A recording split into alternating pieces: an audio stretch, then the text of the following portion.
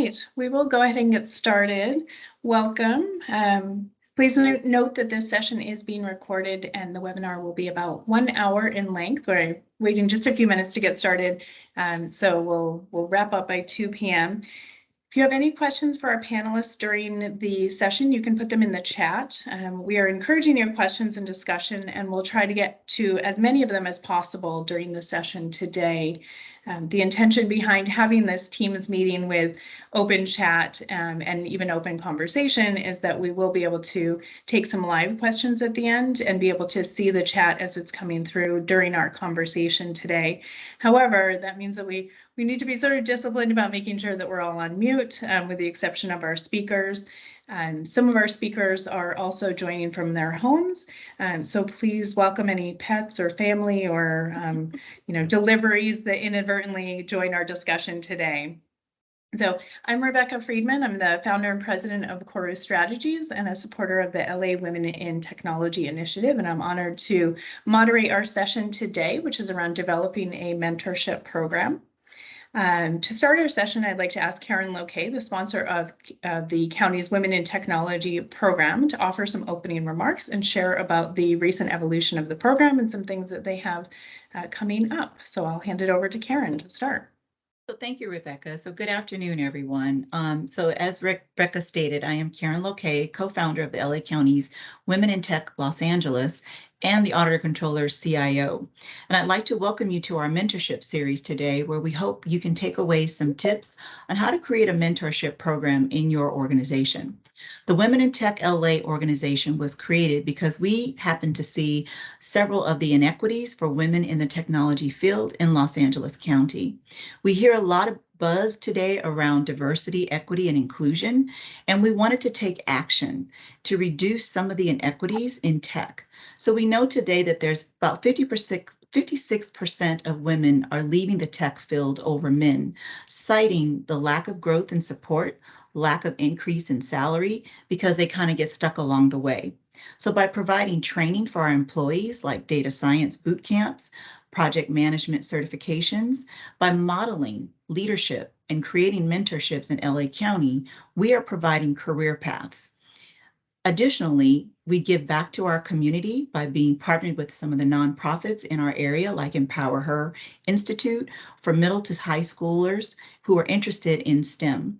We're creating pathways for women to improve their tech skills, improve on the imbalanced percentages of women leaders in technology, and increasing their overall income and prosperity for them and their families. So I would love for you to join us in this mission, and I'd like to turn it back over to Rebecca. Great. Thank you very much. I just want to make sure, are you able to see my camera? My image? Okay, great. So, all right. Well, then thank you, Karen, for kind of giving us an overview of where we're at with the initiative. And I know that there are both men and women joining the session today. We welcome everyone to participate in these conversations and to support the Women in Technology initiative at LA County. So there's a role for everyone within that organization. And I encourage you, and I know Karen does as well, to reach out and ask how you can help, ask how you can participate. As it's going to be sort of the drumbeat for a lot of what we're talking about today is you really need to sort of speak up and get involved in a lot of these things to lead the way. So we'll go ahead and get started. Our panel discussion is going to bring together these wonderful women in leadership to discuss the value of mentorship and how to go about developing a mentorship program. So we'll discuss some of the mentorship activities happening at the county to support employees, including women in technology roles. Also, we will go ahead and talk about some of the ways that you can seek mentorship and offer mentorship yourself. So I'll start by giving a couple of statistics, since I know Karen shared a few, and I'll add on to that. Women outnumber men in almost every educational level and are about half the workforce in most countries, but only 24.5 of full-time computer science occupations nationally are occupied by women. The county actually exceeds that national rate at about 29%. So we are doing good things in the county, and there are certainly opportunities available to women, but we always want to strive to do better. So the good news is that according to the National Science Foundation, the number of women getting their master's degree in computer science has risen over 39% in the past 25 years. To support roles that align with these goals and experience, mentorship is needed. Studies have shown that employees with mentors are 5 times more likely to get promoted, and managerial productivity increases by 88% when mentoring was involved versus only 24% with training alone. So that's a pretty dramatic increase. So the people around you can either support or hinder your growth toward becoming the best leader you can be. So if you don't have access to the relationships essential to leadership success, you are missing out. And in fact, statistically speaking, many women leaders are currently missing out, and we know that. So we have this panel of individuals from both the private and public sector, each who support efforts to uplift women through mentorship and expanded career opportunities. And I'll start by introducing our panelists, some of whom you may know from roles in the county and their roles in the community as well. So Karen Loquet, who spoke earlier, is the Chief Information Officer and Assistant Auditor-Controller with the Office of Auditor-Controller with Los Angeles County. We also have Director Luisa Garret with the Department of Human Resources for Los Angeles County. Chanel Smith, who is the newest of the 3 county employees that we have here today, who is the Executive Director of the Women and Girls Initiative with LA County. She has a wonderful background within public sector, and she'll be able to share her experience in both the city of Los Angeles as well as the county when we have our conversation today. And Ana Luisa Aldana, who is the public sector lead of diversity, equity, and inclusion. She's a specialist with Accenture. So we welcome you all to be part of our panel today. And we're going to dive right in and start with why it matters. So we talked a little bit about some of the statistics, but I think it's important to set the stage by providing some examples of how mentorship have actually been important to each of you, and what formal or informal mentorship you've had through your education and career, and maybe kind of define what that is in informal versus formal if you've had one or the other. And I'd like to start with Chanel for that. Thank you so much, Rebecca. Thank you for having me. So I've had both formal and informal mentorship, actually. I'll start with formal mentorship, which was something that happened at the city of Los Angeles. And so how that kind of came about, the city has a program where they kind of pair women that are in leadership positions, and there's a group of women that they kind of speak to. We met on a regular basis. The way that I was able to access that was that my supervisor at the time, when I started the city, told me that this program existed. I did sort of a mini application where I wrote a letter saying, this is what I'm trying to get out of mentorship. This is what I'm looking for my career. There were some, personality questions about sort of my style of communication and those kinds of things. I submitted it to the group that ran that mentorship program, and then they paired me with a group of women and then a mentor that was an executive in the city. It was really helpful because not coming from the public sector, I really had no idea how to move up. And I did not come in as a civil servant. So similar to my role at the county, I didn't take an exam. I didn't come here as a civil servant. So I didn't really know the process of how it was that I could move up. And that was really helpful in not only my journey in leadership, but also really helpful in just learning the city that I was working in and kind of all of the moving parts and having people to be able to speak to. And then I've had informal mentorship also, which was somebody who was working at the county while I was at the city. We were in the same field of gender-based violence. And so she kind of took me under her wing by coming to me actually and saying, you seem like somebody who could actually do a lot of great things in this field. And so she really just helped me throughout my career path as I was kind of navigating what leadership was going to look like. I think it's great to highlight the different ways that you can sort of be brought into mentorship and how important it is for someone to sort of tap someone on the shoulder and invite them to participate in programs. We're going to talk a little bit more about kind of taking the initiative yourself, but I think also we want to highlight taking the initiative as a mentor and inviting people into programs like that. And I also appreciate that you were invited into programs even early on in your career or your role.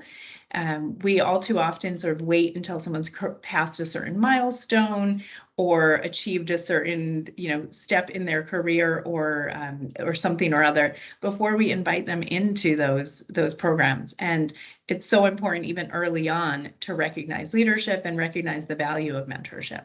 So I'd like to ask the same question to Ana Luisa. You have a different perspective working in private sector and have actually worked to support some formalized mentorship programs as well. So I'd love to hear about your experience with mentorship.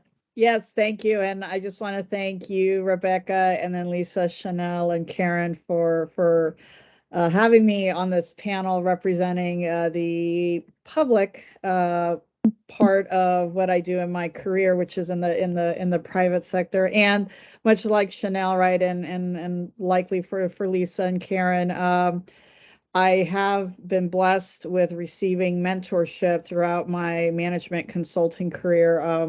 What you described me as being a DEIB leader here as leading the Hispanic American ERG here for Accenture Northern California. That's part of what I do. I also work with clients in the public sector and have been in management consulting almost 26 years. And that journey has been aided and supported by individuals who took an interest in me and mentored me.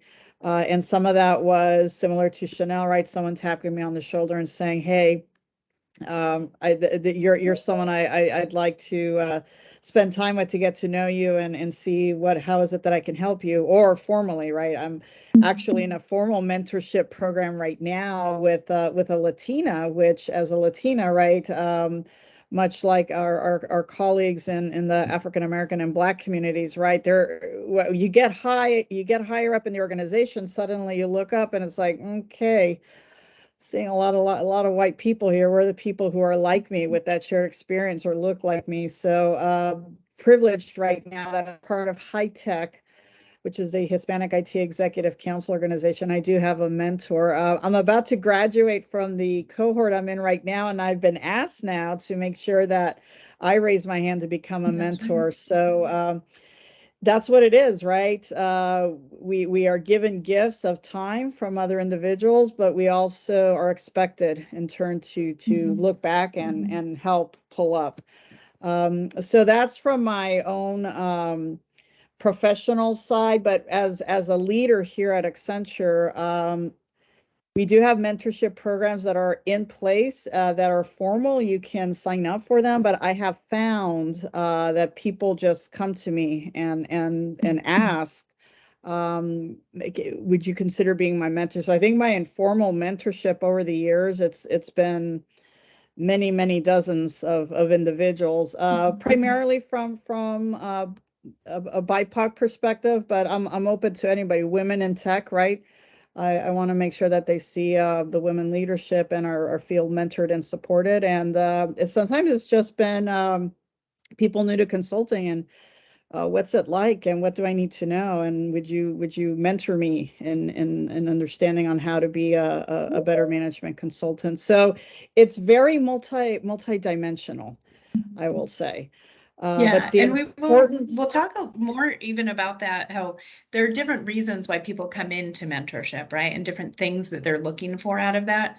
And I think you raise an excellent point about the types of mentorship that you receive and the types of mentorship you offer, which is that sometimes it is coming from particular groups you may participate in already, or may not already participate in, right? That may be sort of the call to action from them. So I know at LA County, and that'll sort of be where we jump to next, there are employee associations, organizations similar to Women in Tech. There's also other things within departments or even divisions, even kind of a smaller group within department. So I'd like to kind of address the next question to Lisa and then over to Karen. What are you doing and what are your departments doing? Lisa, you have a responsibility over the Department of Human Resources, so there's sort of an overarching role to all departments there. But what are you doing to encourage mentorship, and what sort of programs do you see at the county? Well, first of all, I want to say thank you for having me on the panel, and I'm very excited about this as one of our first conversations on this topic. I know we were doing some things pre-COVID, and then our energies had to be divested or move toward the health and safety of our employees, but I'm very glad the conversation is back. So as far as what we're doing in the county, we are doing a variety of things. Some are primarily in informal mentorships, but I want to give you an idea of what some of those look like. I will reserve the one talking about WIT, Women in Tech, for Karen, for her to speak about that.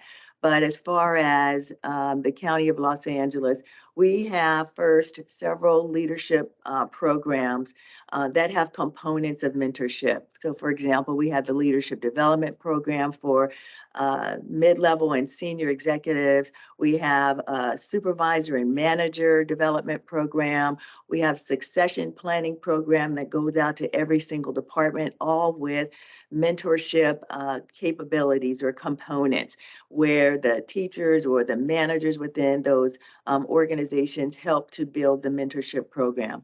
We also have mentorship programs for our pipeline programs. Some of these individuals are the ones who have barriers to employment, but the county brings them in. For example, the veteran interns, we have Temp LA, we have career development intern for those who are or previously in the foster care system. We have management interns. We have a variety of pipeline programs, which I'm very proud of, but they also come with mentorship opportunities. And DHR employees and also managers sometimes are the ones that serve as the mentor for these groups, bringing them together so they can see what is required within the county. They can share best practices, et cetera, which is very important. DHR also spearheaded at the behest of Supervisor Solis, the County Employee Youth Mentoring Program. And this is where county employees volunteer to mentor youth in the communities. And so there are like 44 different agencies that signed up for the program, including Empower Her, Big Sisters, and Big Brothers of Los Angeles, 100 Black Men. There are a lot of entities that are in that. And the folks in the communities were partnered with county employees. There are also there's a couple of more number of mentorship programs available within the county. And I wanted to give a shout out to the Management Council because the LA County Management Council was recently started the mentorship training program for those who are members of Management Council. And it's spearheaded by some of our team members in DHR, Maury Mostafavi and McCandy Ledger, with a group of other dedicated professionals in the county. And so this program provides a toolkit, has mentors, mentees, et cetera. It's just getting off the ground, but already off to a good start. Lastly, I just want to mention one program that was pre-COVID that I hope will be brought back, and I think it will, and it was called Women Lead. And this Women Lead was sponsored by CEO and County Council to have women at various levels within our organization to get together. And from this, some mentorships were born. So there are a lot of things that we are doing within a county, but we are also establishing a mentorship program, and we are actually developing a toolkit for HR managers within the organizations so they can develop mentorships within their own departments. And then we'll hand it over to Karen to talk a little bit more about Women in Technology, the Women in Technology initiative at LA County, and sort of plans that you have in the future to focus on mentorship. Thank you. So Lisa, I'm really excited to hear that we have so many, and that's really what I wanted us to tell our audience, that there are so many mentoring opportunities out there for LA County, depending on which level you are within the organization, to really get out there and get some mentors. I think that with the Women in Tech, right now we're in our infancy, right? We're starting these mentorship series. We wanted to partner with Lisa and her team to be able to roll these out and to partner with Rebecca. So we will be having more mentorship series down the road. But within the Women in Tech today, I would say that it's much more an informal process that we're doing, where folks will come and say, hey, can you give us some guidance? Again, through all of our trainings that we have, we are either looking at, we get people who come out of those classes and say, hey, can you give me some more guidance? And so we have a lot of informal training going on. But I did want to mention one thing about what's going on in the Auditor-Controller department specifically, is that, like Lisa mentioned, we all have a succession planning goal. And so we are taking a really hard look at our succession planning throughout our department. And we recently began a leadership book club.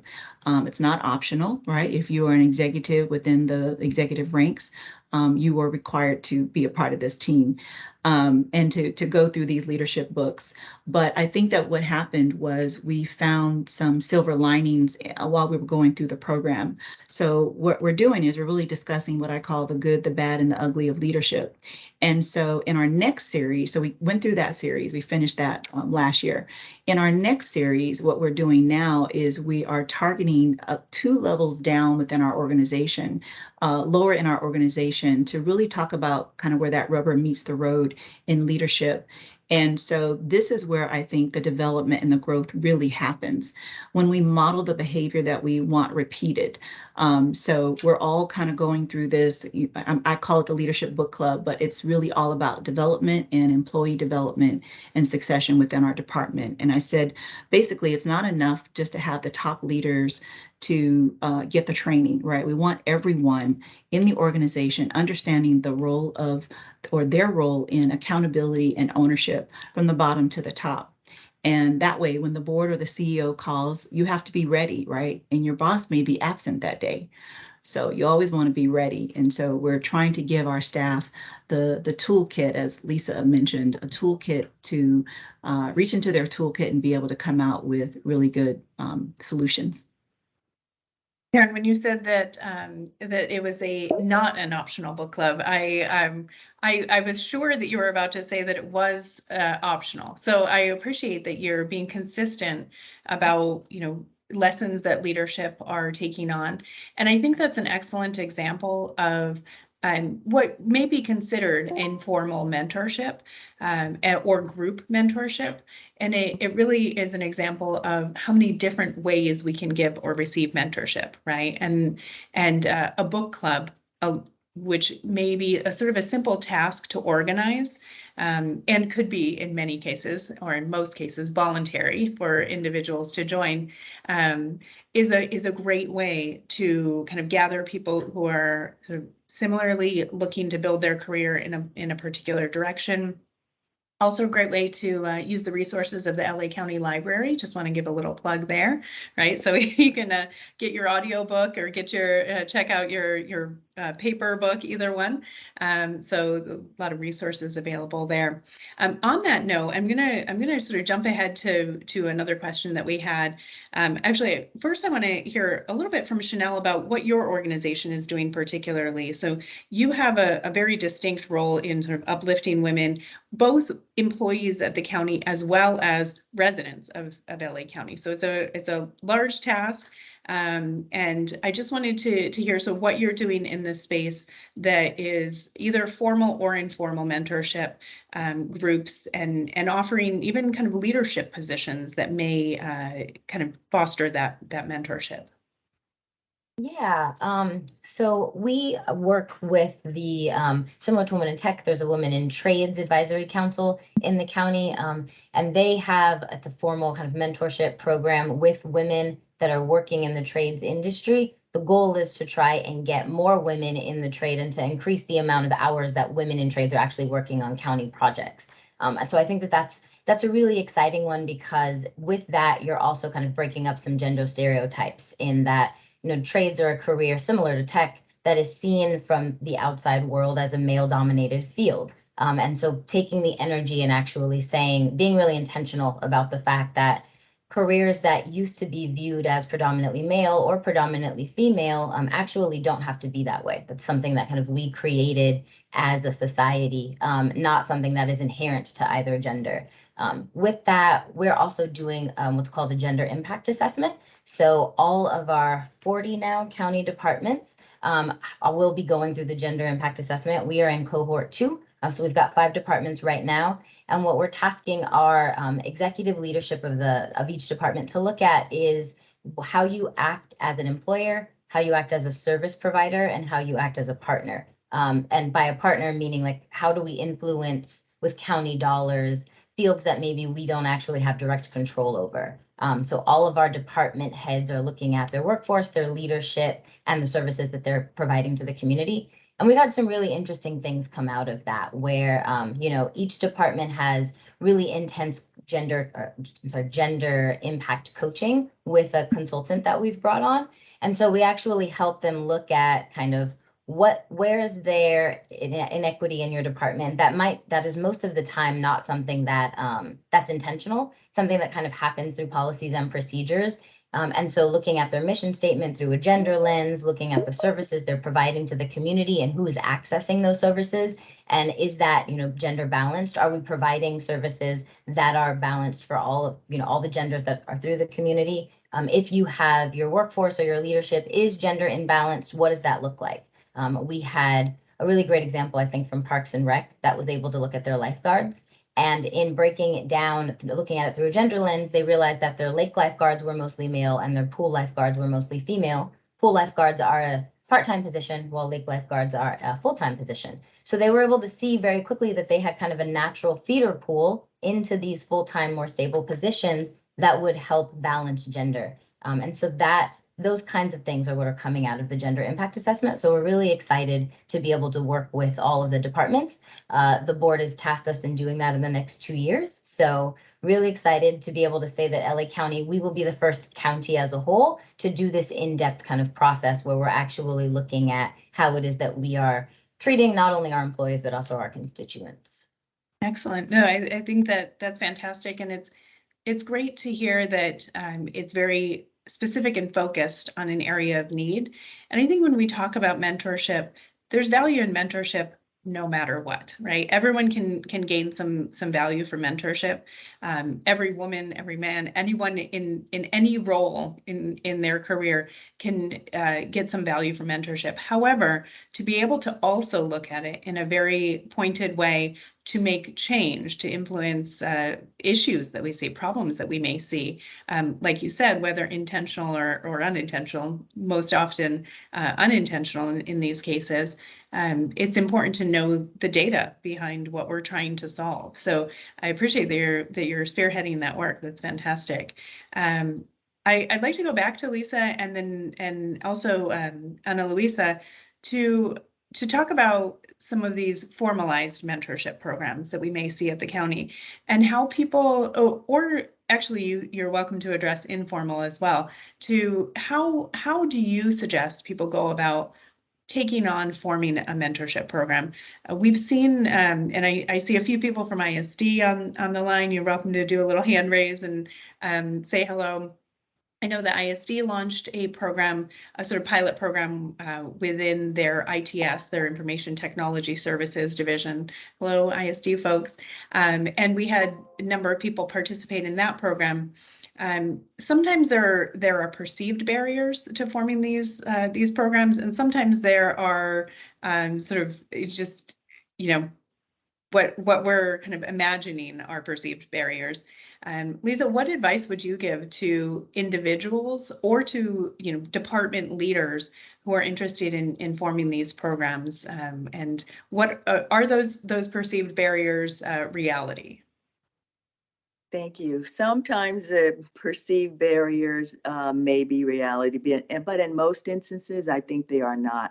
So I'd like the grassroots approach, if you will, because sometimes it takes longer to start a formal program, whereas an informal program can be put in place more quickly, especially by different employee groups that they are more flexible in movement.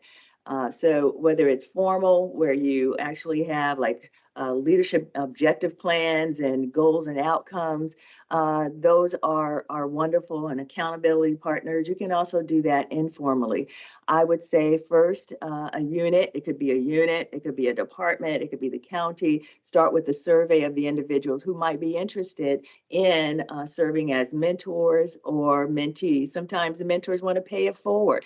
Sometimes mentees don't really know where to go. So starting it off, whether it's in your group, your team or your department would be helpful. And then I'd say get a toolkit. You don't have to start from scratch. There are many toolkits. Majida, I see her on the line. The ISD toolkit was very helpful. This management council toolkit that I shared about earlier, that will be helpful in doing the 1, 2, 3. And then I would say also look at the persons who are willing to be mentors and mentees. Mentors really have to be someone who can have a willingness to assist someone in paying it forward or succeeding in their career. I would also look at someone with a positive attitude about the organization and a desire to see the organization flourish. We don't need toxic personalities in that, but people who are really looking to move it forward. And then someone who has ability to give time and energy. That's probably the biggest ticket there, being able to give time and energy to the program. And then ability to have difficult conversations, and provide feedback. I also think on the mentee side, look for individuals who are really willing to be accountable to someone else. I mean, you have to be a continuous learner. That's always my goal. I don't care how old I get or how high up I go in an organization. Being a continuous learner is important. And then having a sincere desire to be mentored, because if you don't, then sometimes you don't keep up your appointments, and that impacts the mentors and those who might be mentors in the future. And then I'd say have an ability to interpret and actually use feedback constructively. We have to have some tough skin sometimes to hear what others are telling us. And then lastly, I'd say on both sides, stick-to-itiveness, right? Will you be willing to stick to it through the short-term goals and long-term goals? And I think that's really important in any program that's set up. To say, oh, I want to have this mentorship and my goal is to get a promotion, that might take longer than saying breaking it up into short-term goals that you can see have been achieved throughout the life of the mentorship. So I would say start small, get a toolkit. DHR is willing to assist any agency or employee group that wants to participate in that. We will be available to you. Excellent.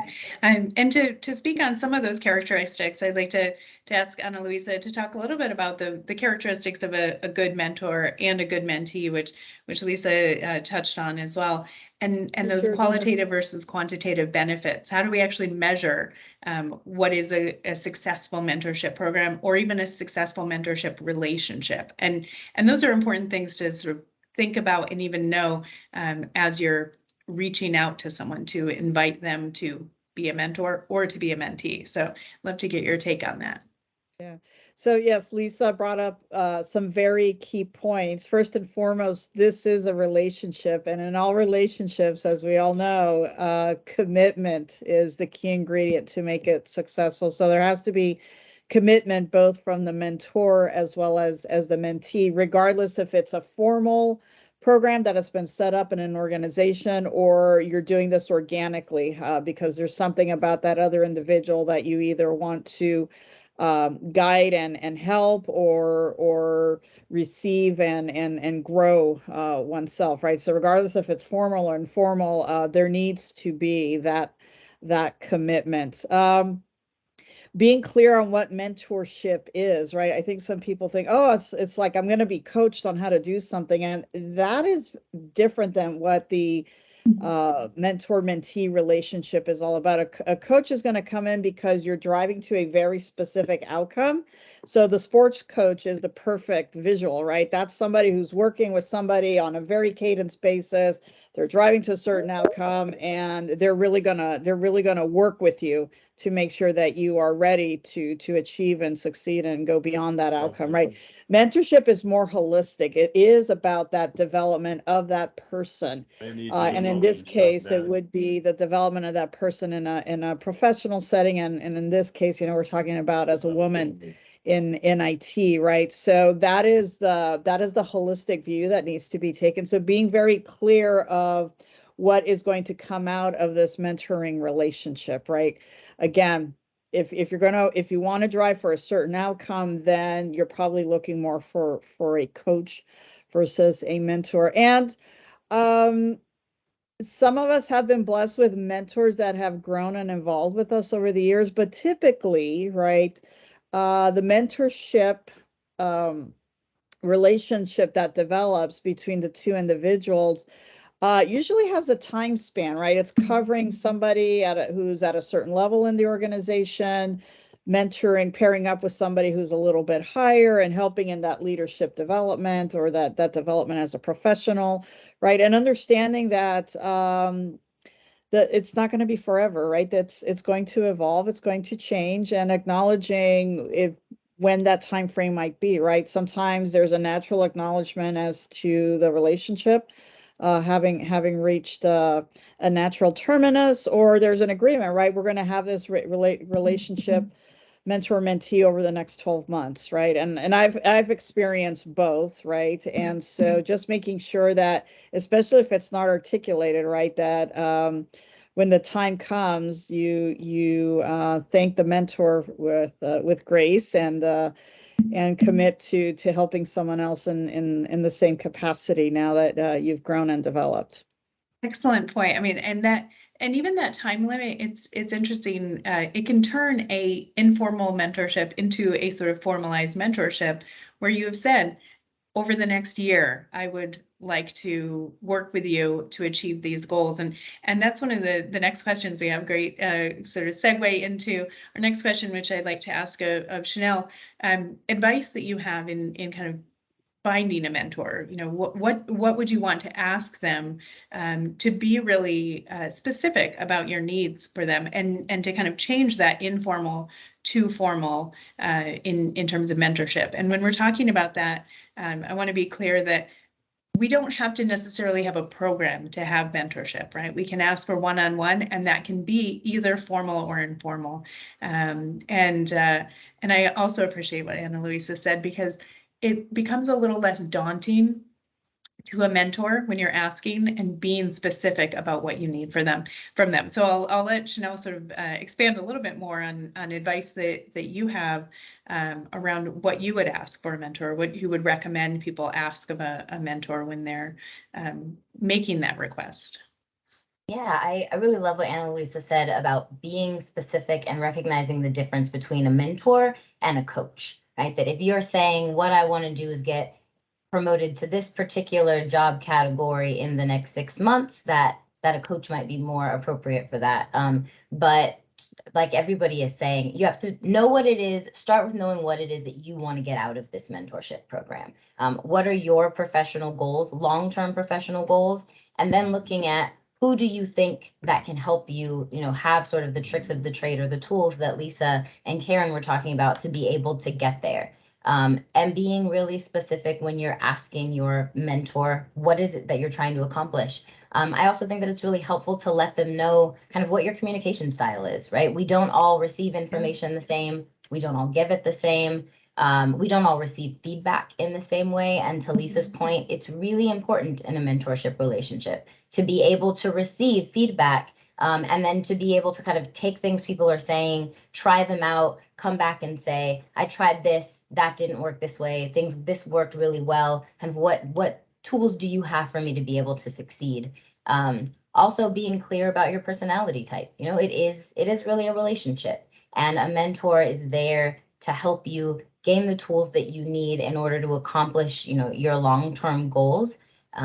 And you have to trust and kind of like the person that is helping you through that, because they are going to be, going back and forth with you on what it is that you've done so far, what things you could do differently. I would also say that as a mentor, recognizing that you can absolutely learn from your mentees as well, that, it is kind of a reciprocal relationship.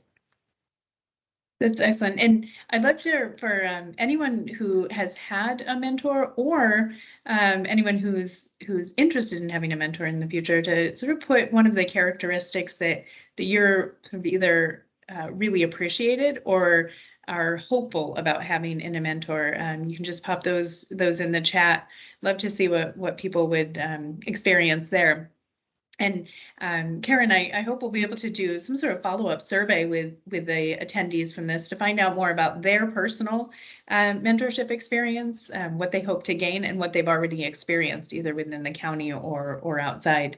But yeah, you, Chanel and Lisa, you all brought up excellent points about sort of being willing to take feedback as well as give feedback, right? There's not a lot of sort of roadmaps about how to be an excellent mentor. So I think that's also something that people want to sort of be flexible with. For a lot of people, it may be their first experience being mentored. It may also be for some their first experience being a mentor. And so we all kind of learn as we go with a lot of things. I think giving and receiving constructive criticism and feedback is probably valuable on both sides. So it's a very reciprocal relationship.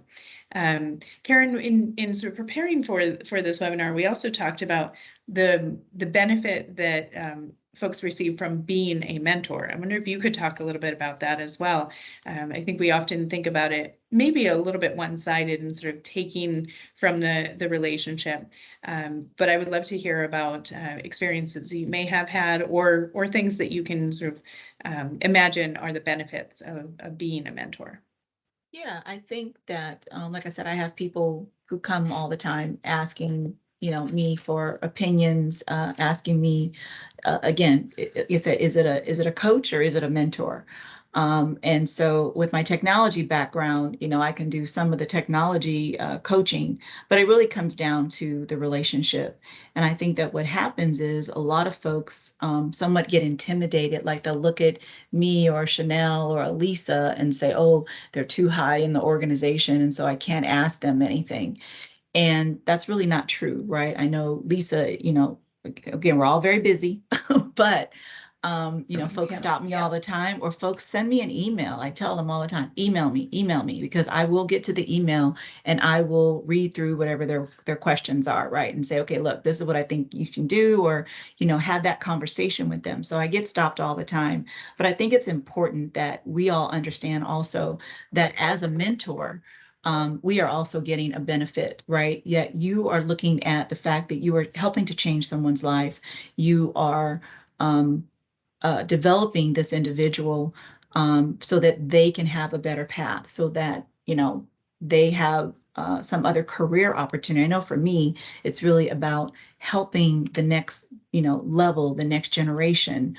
Like I said, male, female, it doesn't matter, but it's really about giving back. And so again, with my years of experience in LA County, I'm saying, okay, I want to be able to give back. I want to be able to teach someone, all this tutelage and all this hard work that I've learned and how to maneuver the county. They don't have to go through all the hard work that I went through. Like, look, let me just set you here and say, here it is. Now, this is what you do, and kind of give them a little bit of the cheat sheet, right? And the roadmap, so that they can, cut out some of the fluff that they might encounter. So I think it's important to understand that as a mentor, you are actually getting a benefit as well. And it's not a one-sided relationship. The mentee is there and they want the information, but it's an equal opportunity. And I love what you all have been saying about the fact that it's a relationship.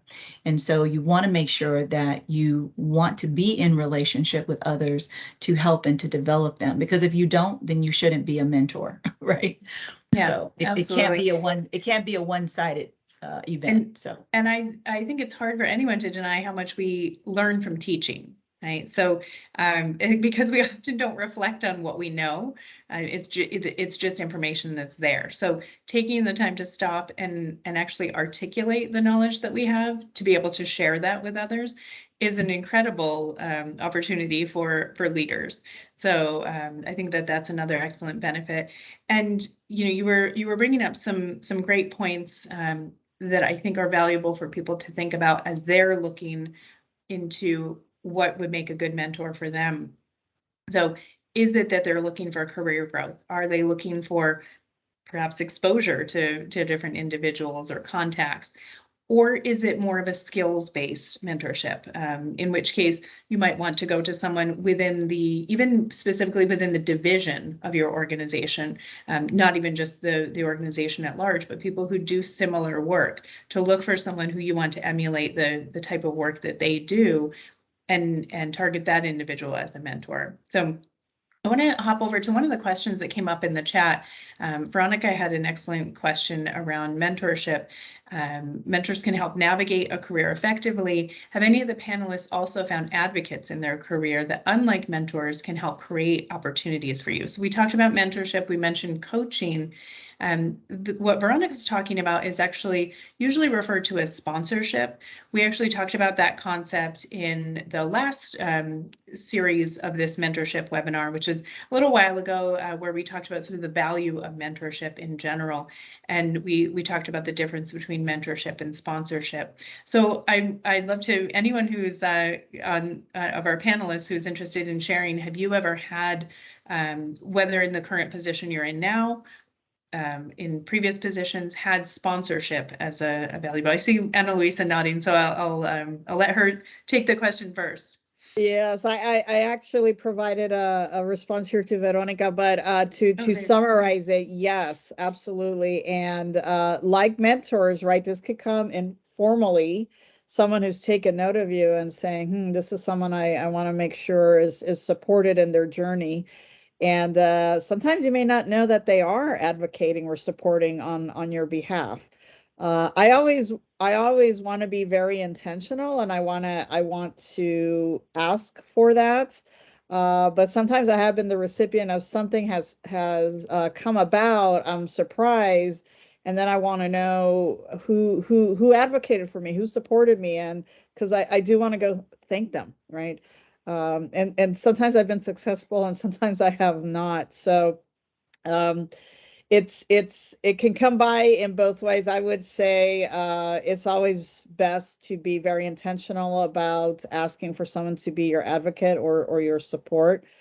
Because again, there should be a mutual relationship, and it's something you definitely want to cultivate, especially as you start growing and advancing in an organization.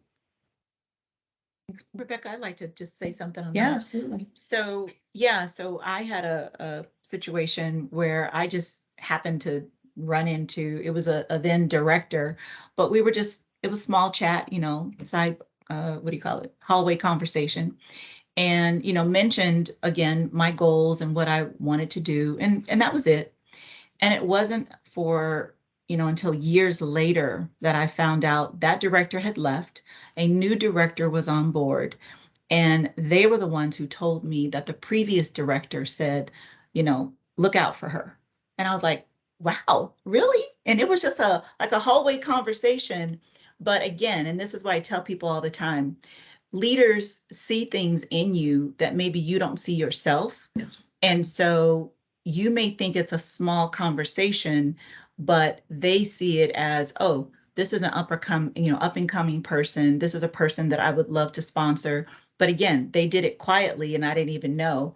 And then years later, it came out that, they had put in a word or said, hey, just keep watching this person's career, and I was like, wow, okay. But I didn't know that at the time, and right? and it may seem like a small statement when that individual said that.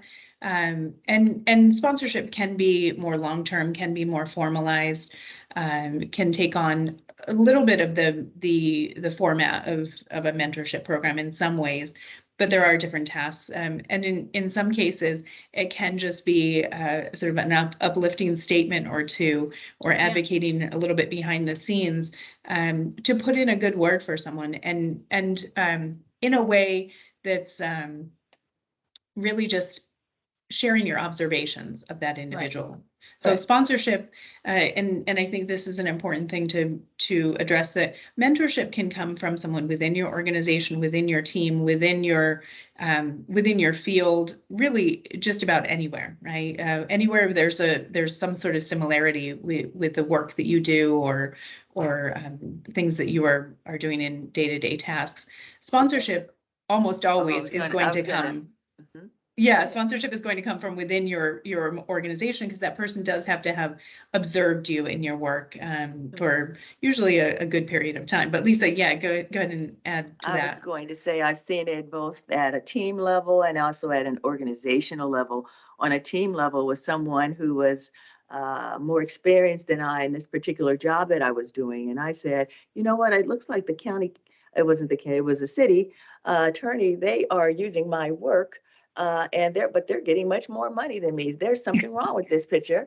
And then I told my friend, who was like my mentor, I said, well, I think I'm going to go be a paralegal. And he said, why be a paralegal when you can become an attorney? I never really thought about that before. Yeah. And so, I took his advice. And another instance where it was really a sponsorship, after, in the county, you have to take exams. When it came time for placement, a branch chief said, I'm going to assign you to be in administration. I really had not thought about that because I loved being in court, but that changed the whole trajectory of my career, right? And so you just never know where it's going to come from. And so now I have to pay it forward to others, right? And do the same. So I've been very grateful for the mentors and sponsors I have, men and women, over the years, but all very helpful. So we have one final question about sort of resources and recommendations from our panels, but we do have a few minutes reserved if anyone has questions. If you want to just raise your hand, virtual hand, or you can turn on your camera and raise your actual hand. It's up to you. And we'd love to take some questions from folks if you have any. We'll pause just a moment as people are wanting to do that. All right, Majida, great. Majida, we'd love to hear from you, an excellent leader within women technology at the county over at ISD, and one of the folks who spearheaded a mentorship program at ISD. So welcome, Majida. I'd love to hear, yeah, go ahead. Thank you so much, Rebecca, and thank you so much, all of you guys. It's so wonderful hearing all of these, and you guys hit right at the head on a lot of stuff that relates to mentoring. CAB, Customer Application Branch in ISD, we also ran a pilot mentoring program, just like Lisa mentioned, and we took into account all the points that you guys mentioned, making sure that people who are participating as mentees and mentors are doing it by will and excited about it, and not being forced to do it. And then we ran entire curriculum. We had a loose curriculum just so that there is some kind of structure. And then we celebrated at the end. We did a whole graduation. We made them come up and talk about it, which attracted the second cohort, and everyone was excited when we ran another survey. Okay, who's going to be part of the second one? And so I know county is doing great work when it comes to mentoring, all the programs that you guys mentioned. I just wanted to ask or add here that I feel a gap when it comes, I think, from a leadership perspective. We are kind of attracting, and this is in perspective, mostly in technology field, right? Where we have a male dominance, and it's not just the county, it's all over. And we see that, okay, even if we are attracting, from an intern's perspective, helping, our junior developers to grow and come up to a certain level, what next, right? What about our female leaders who come up to a mid-level or a C-level and would like to go up, or just feel like, okay, maybe beyond that is not like a female world anymore, because if you kind of compare the percentage of the departmental CIOs in the county, females versus male is very less. What are we doing to increase that in future and see if we can bring more in that capacity? I think that's one thing we should also look into as well. Yeah, excellent points, Majid. And I think you make a very very direct point that you have to be able to see, right? You need representation in roles to be able to want to be part of that organization. And we, in general, county and in general, we see a drop off in women in technology roles specifically at a certain sort of mid-level career point. And then it sort of drops off dramatically. Yeah, that's right. Yeah, And and I I'd think- like So to I would just say- comment. Yes, Yeah, go let's ahead, look at Karen. just to say let's look at the data, right? Let's get the data and then we go back to Lisa and we say, hey, Lisa, what can we do better, right? How can we do better in LA County, And I right? would say it starts a lot with pipeline programs, right? Those pipeline programs with the youth and going to enhance, this program for girls in tech is a big deal. Going to high schools and colleges, et cetera, go where they are. I know Parks has a very nice program on STEM, like going to those Yes. programs and building them up. When it comes to recruitment, it's all about where we are sourcing our candidates from, right? And so I know, like Majida said, at the lower levels, we're doing a good job, but at a certain point, there's a cutoff. Well, maybe we buy the talent at that point, right? And bring people in who already have those skill sets. I personally have a woman CIO. I just want to say that to the group. Yeah. But, it's not enough to have one in my department. We need to be building up the individuals who are coming behind her. So that's how you do it, through recruitment, whether we're buying or building the talent within our organization. And Majida, you can be a big part of that. Absolutely. Yes, and the type of work that Chanel's doing with women in trades within the county, similarly, we would want to emulate across other areas where we see lack of representation of women or people of color or whatever other groups we see as underrepresented.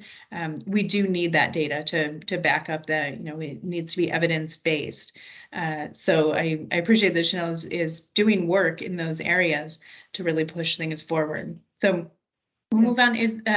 So one more person came off onto video. Bobby, did you have a question that you wanted to ask? Yeah. Of our panelists? Okay, go ahead. Thanks for that, Rebecca. I appreciate that. Hi, my name is Pavi Randaya. I am the director of the IT Project Management Office at Probation.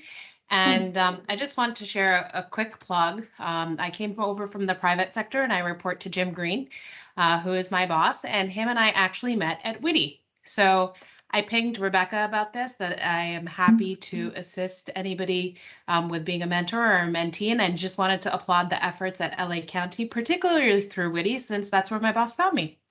But to just want to go ahead and share that story.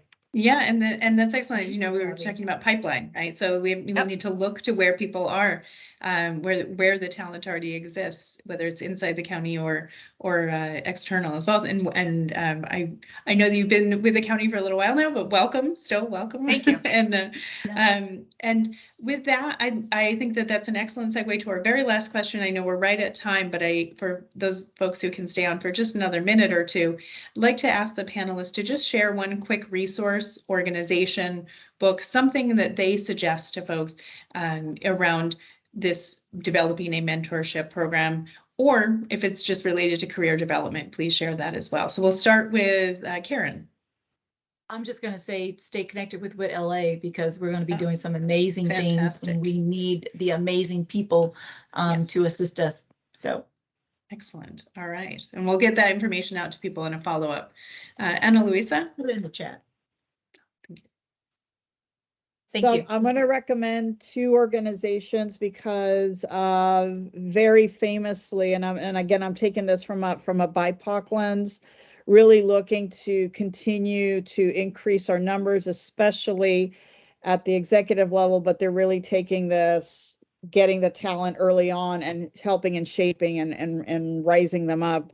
So High Tech Global, I'm Got muted there for a second. You're muted. Oh, I'm so sorry. there you go. Have to hit the space bar. So I'm going to share two, and I'm going to take the lens here in terms of developing our BIPOC IT talent, both women and men, because we are very underrepresented in this field. The first one is High Tech Global. That's the organization I'm a part of as a Latina executive. And then the second one, especially for African American and Black and Afro Latinos, ITSMF. That is like the sister organization to High Tech. Both organizations with over 20 years with this mission, right, to continue to find, develop, and elevate, and bringing our excellence to technology and technology and organization. So two organizations I very much recommend. All sorts of industries are aligned with them, so you'll find that not just public sector, but all industries are represented here. Excellent. All right, and Chanel? I can't come off you. Yeah. Yeah, I would say for people who are looking to be a mentor, there's a really great program called Inspire Girls. You guys talked a lot about Empower Her, and they also, the CEO or the founder of that is one of the mentors there. It's an organization that I work with. It's really great as far as being able to help young girls see representation in the fields that they want to go into that look like them. So that is definitely one I would recommend if you're looking to be a mentor. And I'll pass it on. Absolutely. And Lisa? I'm going to be self-serving and say DHR and ISD and all the CIO's office of the CEO's office. I think together we can build something here. And then if you are interested in seeing where other people have gone, how they've reached where you want to go, we have a great tool called Career Pathfinder. And you can start with the end in mind. I want to be the CIO. And then you can look at the career pathways going back even 30 years of what women and men have done to get where they were. So I would check that out. It's a cool tool and free. Let the data lead you. So I that's fantastic. I love that. All right. Well, thank you to our speakers for being here with us today, Karen, Ana Luisa, Chanel, and Lisa. We appreciate your time. Thank you for all of our attendees for joining, for taking the time out of your day. Our goal was to leave you from this session with an understanding of the value of mentorship and how to actually go ahead and ask for mentorship, how to maybe even develop a mentorship program. So we hope we've met those goals. Please look for some follow-up with a list of resources that were shared, as well as looking for your feedback on how we can continue to evolve these programs at LA County and future in these series about mentorship and uplifting individuals who are with LA County. So thank you all for your time and look forward to seeing you at future events. Have a nice afternoon, everyone. Thank you, everyone. Bye.